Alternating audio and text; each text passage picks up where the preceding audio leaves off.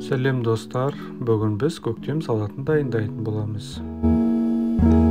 Ол үшін бізге пекин орам жапырағының екі жапырағын бір-бірімен айқастырып, 3 бөлікке бөліп, видеода көрсетілгендей жіңішке қылып тураймыз.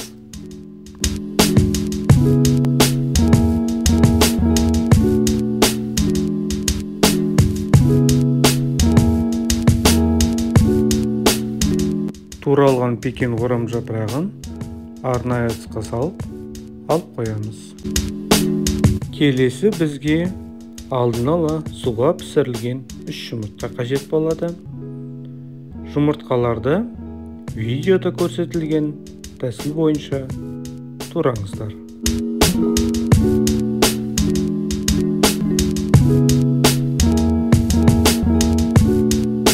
Туралған жұмыртқаларды арнайы ыдысқа саламыз. Енді бізге алдын ала піскен тауықтың төс етін видеода көрсетілген тәсіл бойынша дөңгелектеп турап, егерде үлкен болатын болса, ортасынан бөліп тураймыз.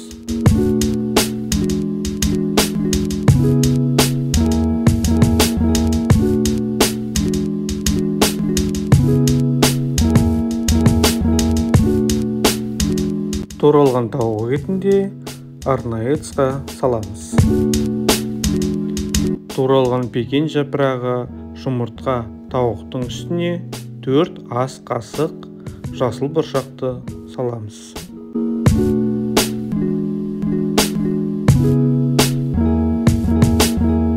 Жасыл бұршақтан кейін аз ғана тұз себеміз. Тұз сепкеннен кейін араластырамыз.